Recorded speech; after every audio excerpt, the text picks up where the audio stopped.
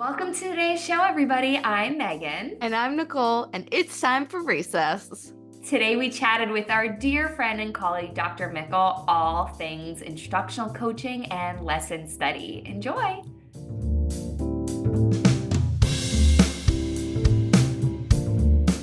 Okay, welcome, Dr. Michel. We are so grateful to have you here with us.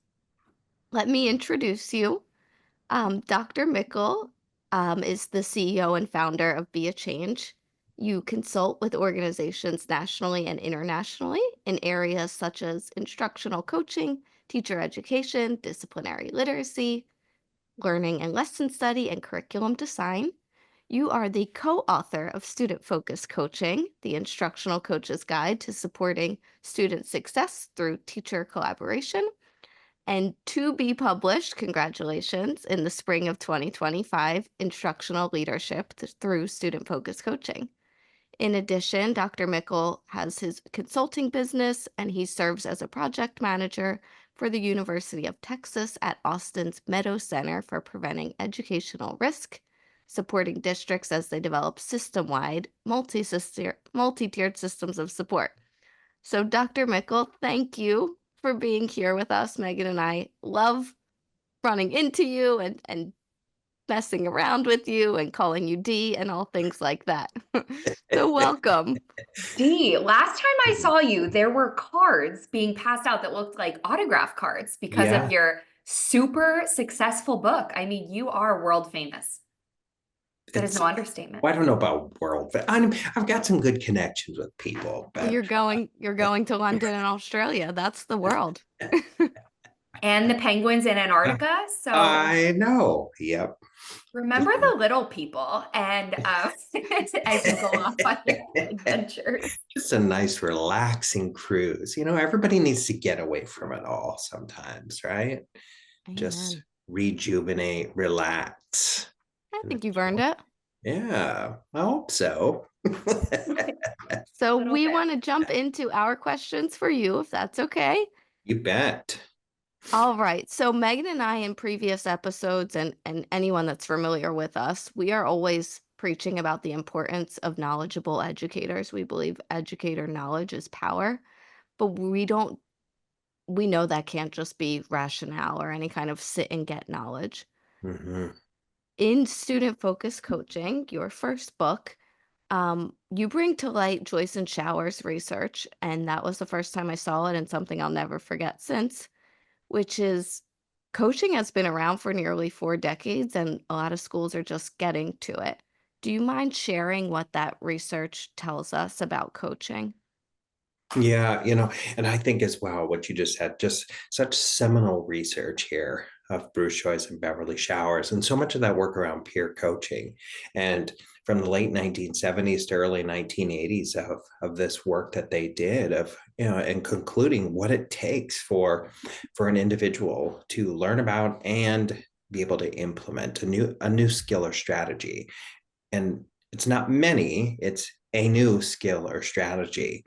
And so when I do reflect on that, and so often in presentations to have conversations around the need to be able to study theory, just an understanding of the research to practice, like why do we even do this thing? What's the importance of it?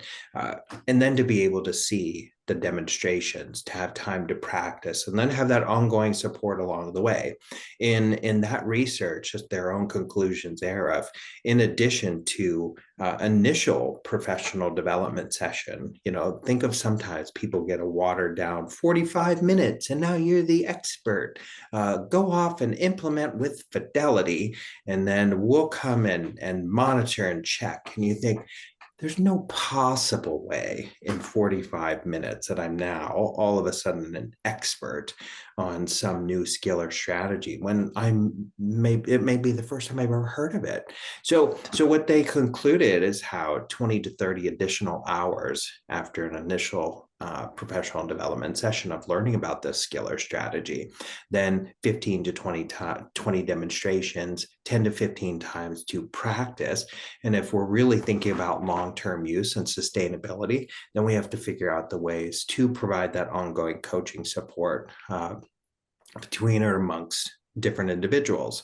I also think it's important to point out from this research is that the peer coaching in the mid 1990s, then, of how coming back to this of talking to teachers and others about the peer coaching, is that the feeling for some people of providing specific post-lesson feedback was starting to feel more evaluative in terms of the peers. And so for that reason, they removed the from peer coaching, they removed this official kind of targeted feedback of, let me come in and see what you do, and then I will give you your glows and grows, and or what you did well, what you could work on, because of that. So it's more of their questions of, what did you learn, what can you use, and they also, in that mid 1990s study, kind of a post report there, of suggesting that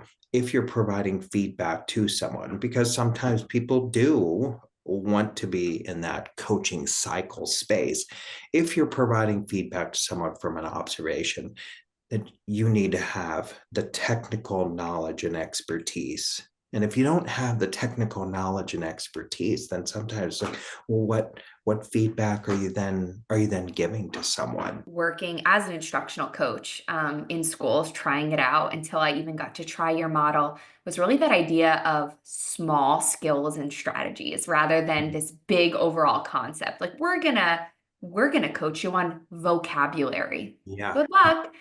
I Yeah. think your model really refines that, but we're very familiar with your model, and I'm sure there's people listening who aren't as familiar. So, how do you do it differently in student focused coaching compared to some of these other models we've seen born out of this research? I mean, over time, thinking about the model of student-focused coaching, a couple of clear distinctions, and Jim Knight wrote about that as well in the foreword of student-focused coaching, how the three roles that are unique to student-focused coaching, of being a facilitator, a collaborative problem solver, a teacher learner, that facilitating things, in our definition, is helping to make things easier for people.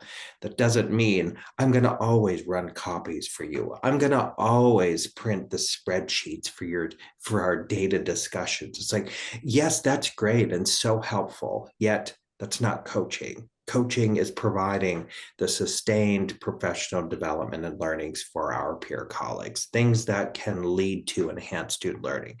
The teacher and the learner roles, how I'm going to have to probably do some of my own study in order to teach others.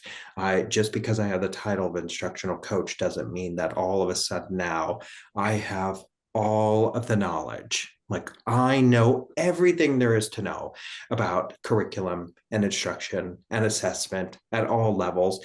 And for many people, it's for all subject areas. Think of all the instructional coaches who are in roles where it's like, yep, you're the instructional coach. So you know all things math, science, social studies, electives, reading, etc. And then the collaborative problem solving process, as part of that role, is definitely unique to student focused coaching, where all decisions are grounded in what is an initial problem presentation that someone has, not a formal presentation, but an initial presentation. And through our questioning and our listening, we really tried to think through what really is a problem or a concern here, because there can be situations or instances when people come to you with problems, that they also bring their feelings and their emotions and their hidden agendas, and who knows what else comes. So the problem, maybe it's not really a problem. So for us, of thinking through student focused coaching, this isn't the time to make some quick decisions and fixes and try this and here's this resource. The collaborative problem solving process, as that centerpiece of the model, is to work with my peer colleague, like we are mutually engaged in these efforts, to really try to understand, by collecting additional evidence around this initial problem. Maybe it's interviewing teachers or students. Maybe it's observing classroom instruction. Maybe it's observing classroom ecology. I mean, is there any evidence within a classroom or within even a school that would suggest that we're already trying to solve this problem. That first phase of just trying to think through and gather that additional evidence before the quick, let's set goals, let's come up with actions, and let's move forward. And sometimes you end up with goals that are for the whole school year. It's like, oh, well, then how are we monitoring? How are we monitoring this?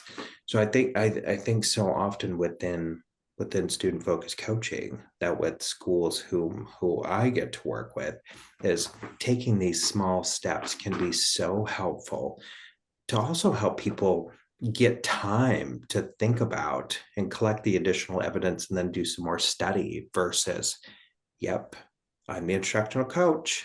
I've been there, I've done it, I have this solution. And it's no quick, again, solutions here, because your understanding of a problem, sure, maybe you experience something similar, but you're now dealing with a different teacher, and you're dealing with different students and classroom routines that maybe you never use. So the thought of, wow, in my 31 years of the education profession, what worked for me 28 years ago, well, that might not work for a first year teacher today. I I love that love you that. tackled Go ahead, technical Meg. expertise in guiding those questions to have those conversations. Because I felt, even as a teacher for so long, you're kind of on your own island, Mhm, like, and you don't really have somebody providing that coaching on the side that really is, I don't want to say they're the expert of all things, but has that technical expertise in what you need to guide a lot of those decisions. I think a lot of those decisions, teachers are left to their own devices. And I mhm, think anyone would appreciate more support in that. mhm, mhm.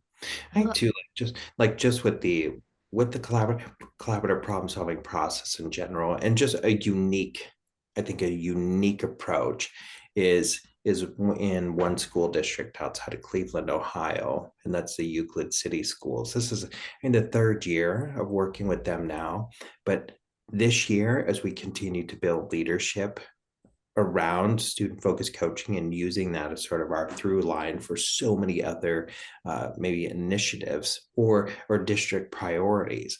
So now we've incorporated and included department chairs, leadership team members. So it's like, oh, we continue to sort of build the bench of people who can serve in the capacity of a coach.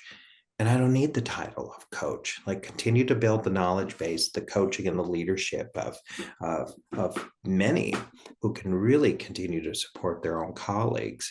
Uh, and they have that understanding. I mean, if I'm a high school math teacher, I don't need just a random coach telling me what it is I should do differently, or maybe even a supervisor who maybe has never taught math. I mean, they don't even like math. So to have some of your own colleagues who also can continue to support each other, I think you have the potential of really leading to building a much more collaborative space. But you got to figure out ways, as Jan and I say in the definition of student focused coaching, that it's cooperative, ideally collaborative.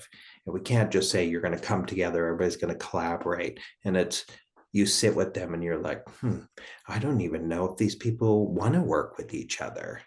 So figuring out ways, how do you get people to cooperate with each other first? And and I don't think that comes with more and more and more stuff. I think it helps to bring people together and to collaborate by really getting yourselves honed in and focused on something as a school, or as a district. I really like that idea of distributive leadership in this type of efforts because we've encountered people like when we say, what's your coaching system or how are you using coaching? And it's like we can't hire a coach. We can't, therefore we can't do coaching. Mhm. Um, what's your guidance there? Do you ever see situations where like principals serve as a coach or how does that what's your thoughts on that? Yeah, it's a really great question because I think it can be so tricky. Yet, I also think you have to keep those options open, because in some rural communities, small schools, I mean, that's what you have is you have Mm-hmm. a principal. So to say as the principal, nope, you can never coach someone. Mm-hmm. Well, you kind of have to. And so I think there are a few things to consider. One is that as someone in a role of like principal, to be very clear uh, in terms of when I'm in an evaluative supervisory role, this is what you'll see me doing. When I'm in a coaching role, this is what you'll see me doing. It still requires a good amount of trust and a strong relationship between or amongst people. So, like, oh, you're not using some things against me. So, I think that there are ways to really sort of think through how, when needed, that can happen. Very well said. And I think, like Nicole shared, a lot of schools are almost afraid to, especially with funds drying up from the government. A lot Mhm. of schools are kind of doing away with their official instructional coaching position. So I really appreciated that we have to keep that door open and be very Yeah. open to that collaborative, cooperative, peer coaching model that can exist at all layers of the organization. I think the focus on those two questions is so critical. Mhm. Dr. Mickle, one of the things that is very cool about your work is you're also doing this work in schools all the time. And I know just recently you actually had a publication, I think on a secondary case study. Yeah. Would you like to share some of the findings of that research and how that might be important for this conversation? Well, yeah, because this was a case study that had published in the International Journal of Learning and Lesson Study, and so the emphasis and focus was at a high school in South Texas along the Mexico border.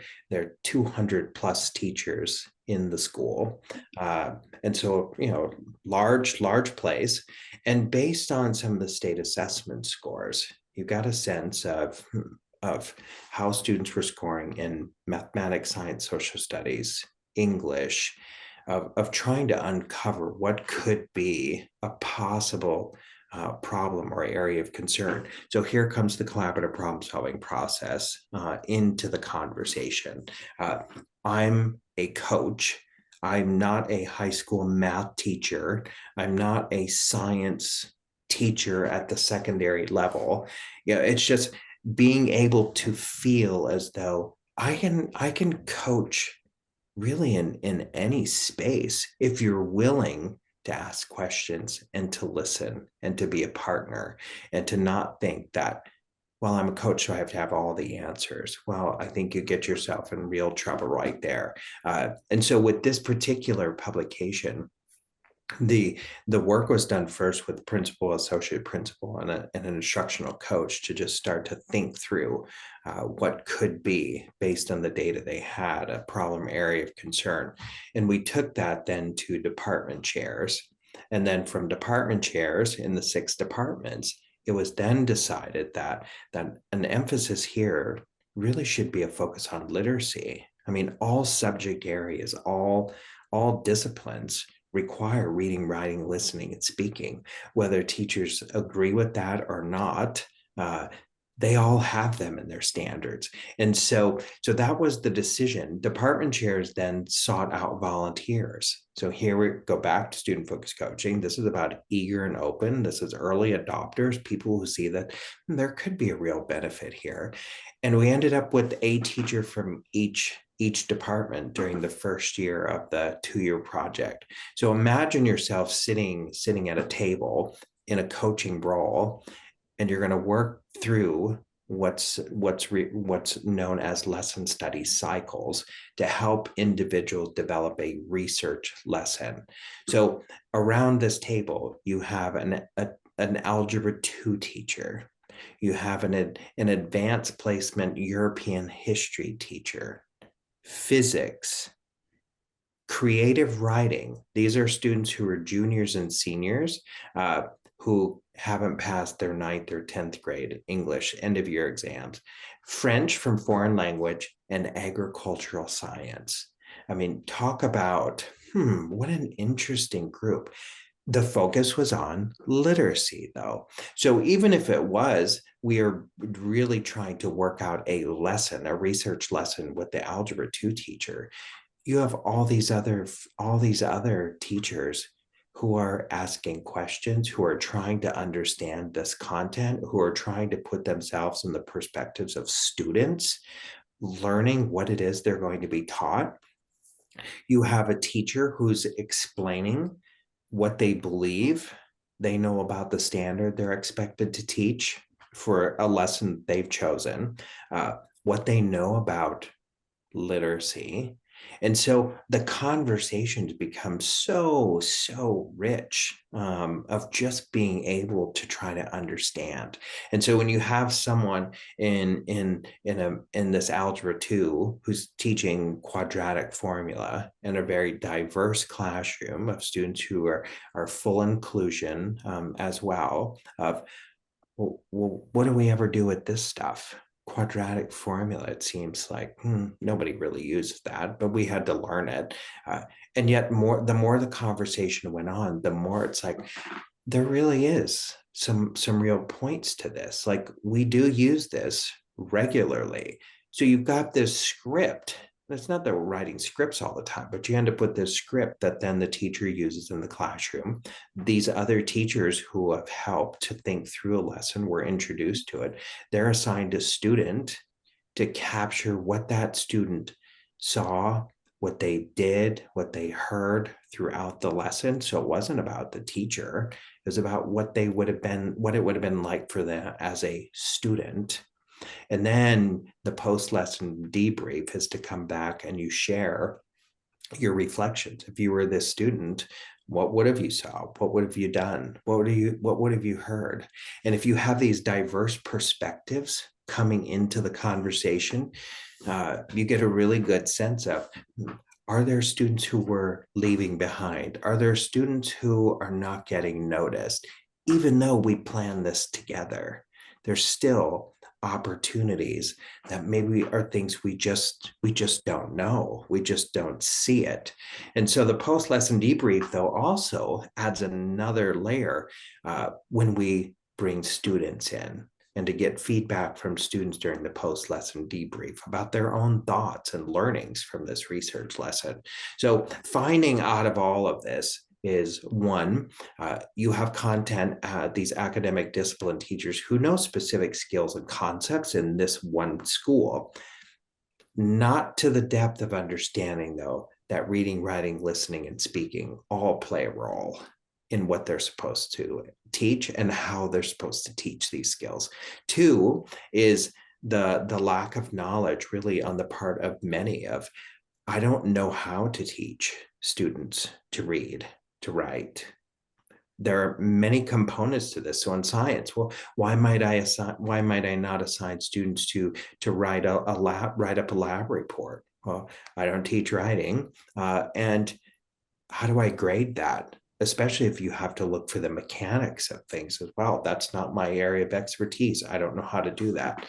And then the third finding, which really wasn't one of the questions, but the third part of this that emerged, was how, as a principal, when you think about the role of principal in all of this, is that unless you provide the sustained opportunities for teachers to learn about reading, writing, listening, and speaking, I mean, it's not just going to happen.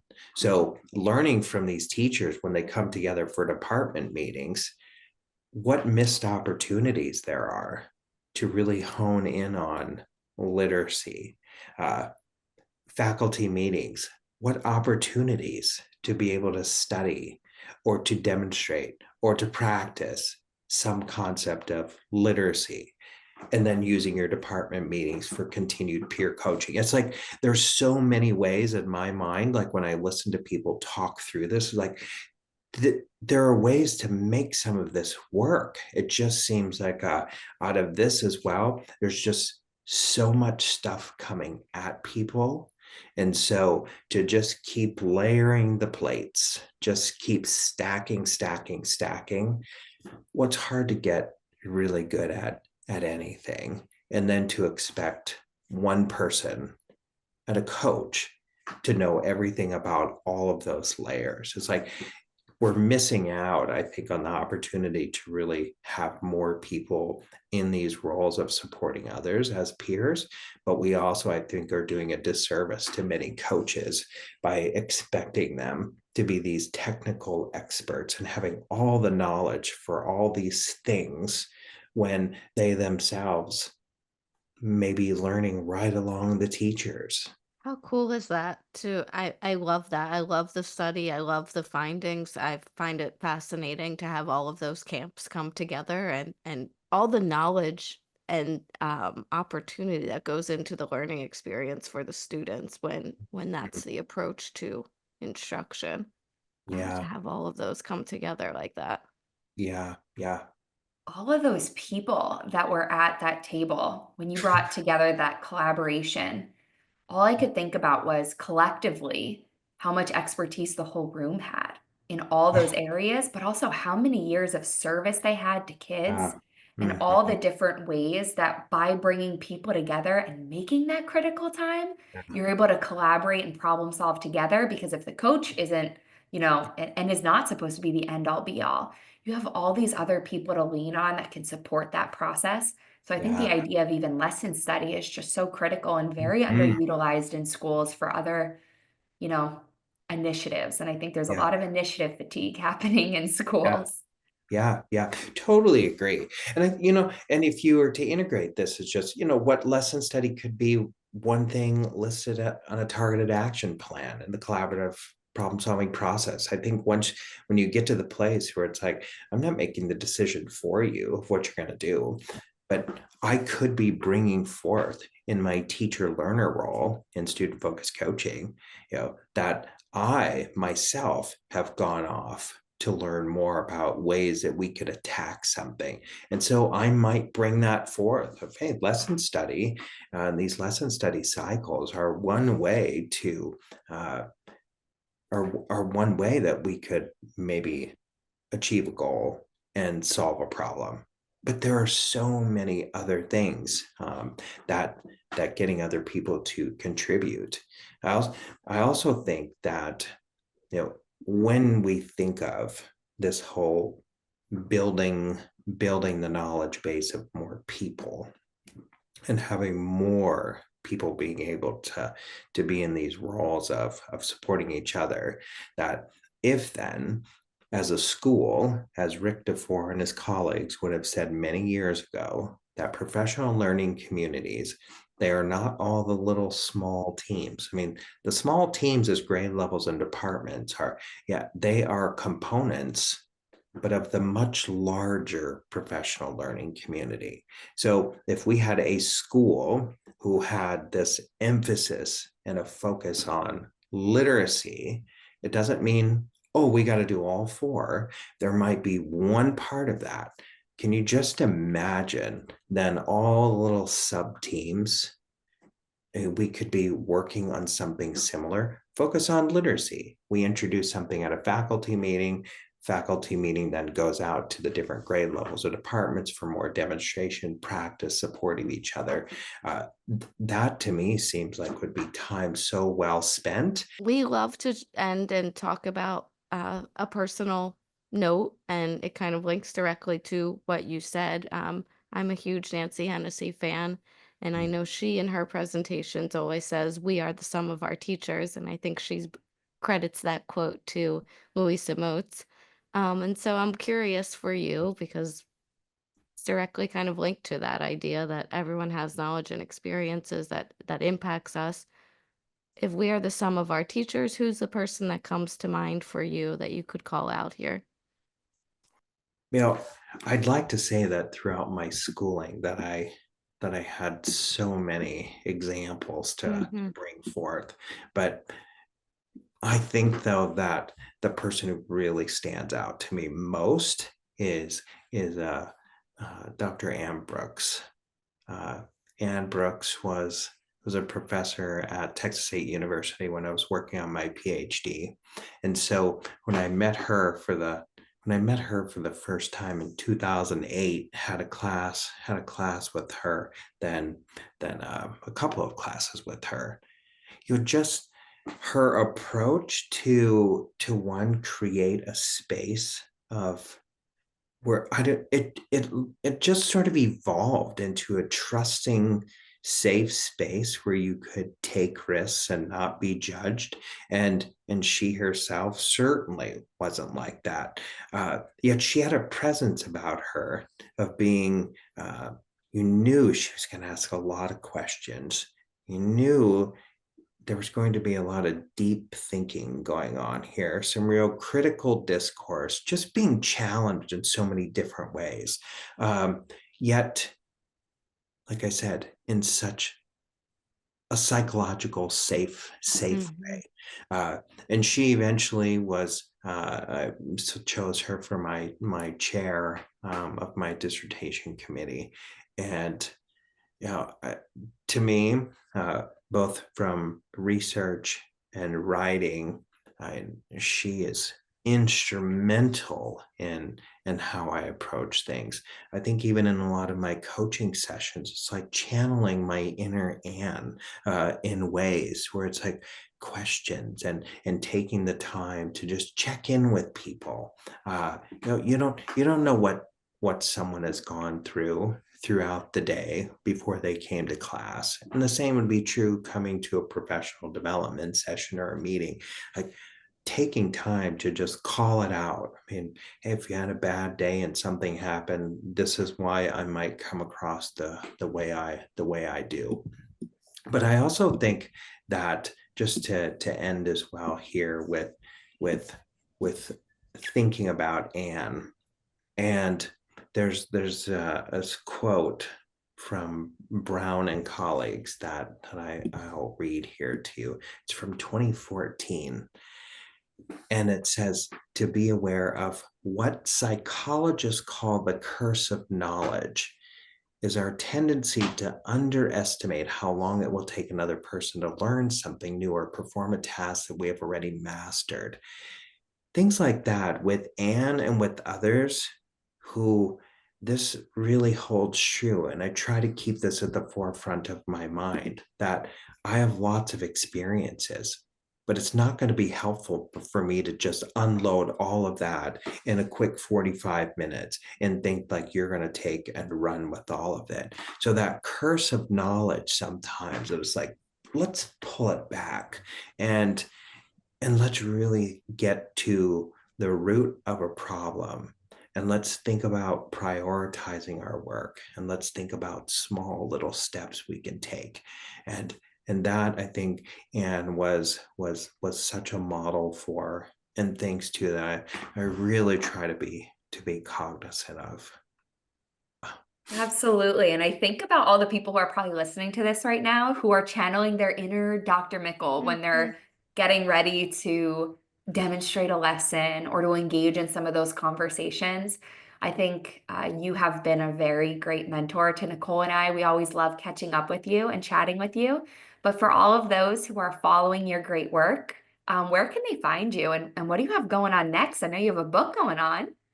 Yeah, well, I mean, on X, you could find me there at Daryl A. Michel. You could, I have a LinkedIn account. I don't do a whole lot of social media, but those two when I do something. Yes, Don Brookhart is a co-author for our upcoming book as well, published by Brooks Publishing. There in Baltimore, phenomenal. I have 2025 for me, it's going to be like this year of international work. I'll go back to, I have a project starting in a district in West London. I have more work that I'll get to do with Doctors Pam Snow and Tanya Seri at La Trobe University as they're using student-focused coaching in a randomized control trial study right now. Uh, I'll have time with Carla McNeil and her group at Learning Matters, Actually, I'll get to spend some time in New Zealand with them, and then we'll see if I get this now having this paper published in the International Journal of Learning and Lesson Study, and continuing to do work with lesson study. Uh, Maybe I'll find myself in Hiroshima, Japan, in November for the World Association of Lesson Study Conference. So it's growing up in this small town, rural Iowa, a town of 1,000 people who I just spent almost a week with my parents. Every time I'm there and I'm thinking, this is where things started. And who could have thought that off I'd be doing this kind of work, and and and I get to continue as other things that I get to keep doing is to stay tightly connected with Dr. Sharon Vaughn and Dr. Sarah Powell and other colleagues at the Meadow Center at UT Austin. I mean, what great company to have, as I have my own business, yet I have my world with the very, very well-known researchers as well at UT Austin. You are doing amazing work, really important work, really helpful work, and we really appreciate you sharing it with us today, pushing that forward so that others can benefit. Well, thanks for having me. And I love this concept of reading recess. Love it. Thank you. We are trying our best. We've got a ways to go, but because of you, It's great. we're making progress. Great. Fantastic. Thank you so much for you, Dr. Michel, for this episode, for all that you do nationally and internationally, for all the teachers and kids you serve. We appreciate you.